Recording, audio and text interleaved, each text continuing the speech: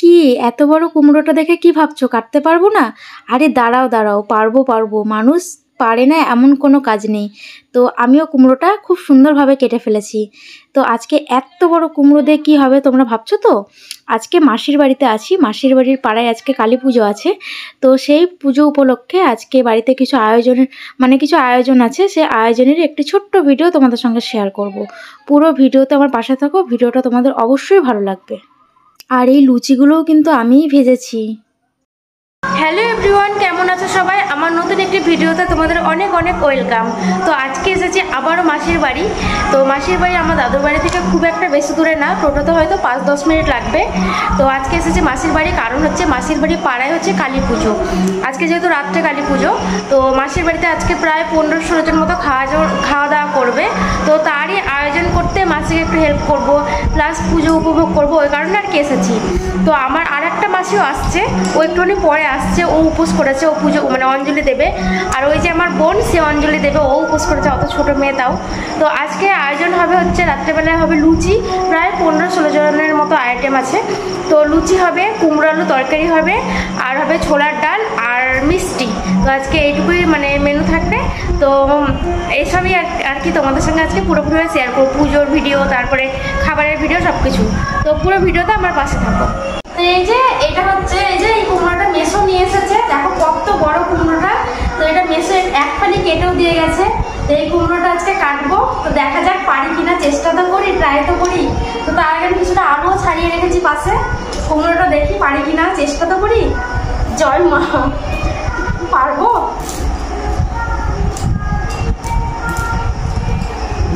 বাবা, পেরেছি, mission success. তো মানুষ পারে না এমন কোনো কাজ নেই, এই থেকে একটা শিক্ষা হয়ে গেল আমাদের যে আমরা চাইলে সব কিছু পারি। তো কুমড়োটা এখন পিস পিস করে কাটছি, তারপর তোমাদের দেখাচ্ছি।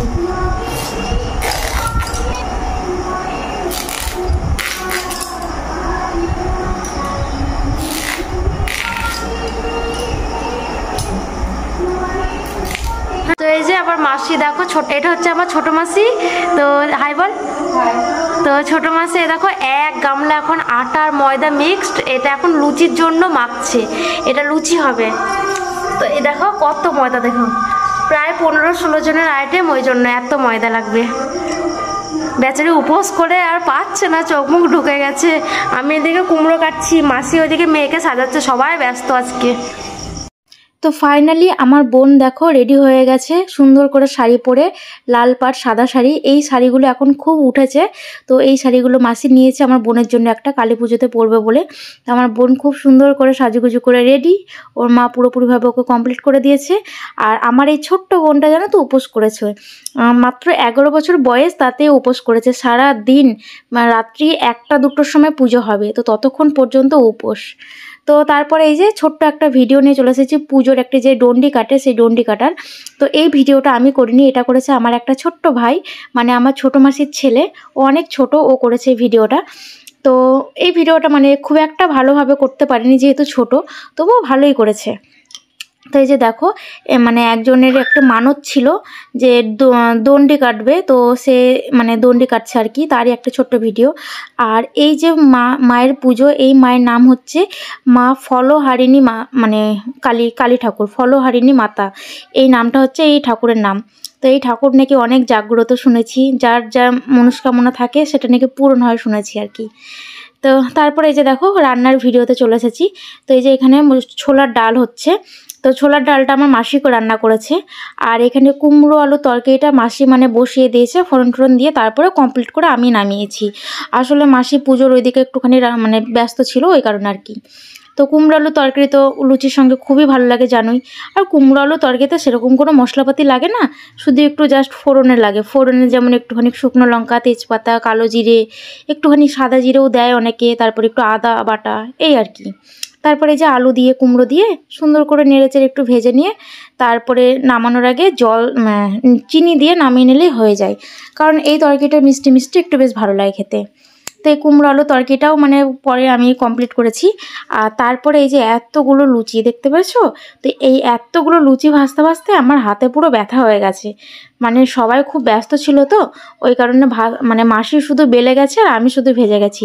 মাসিরও হাত ব্যথা হয়ে গেছে এতগুলো লুচি বেলতে বেলতে।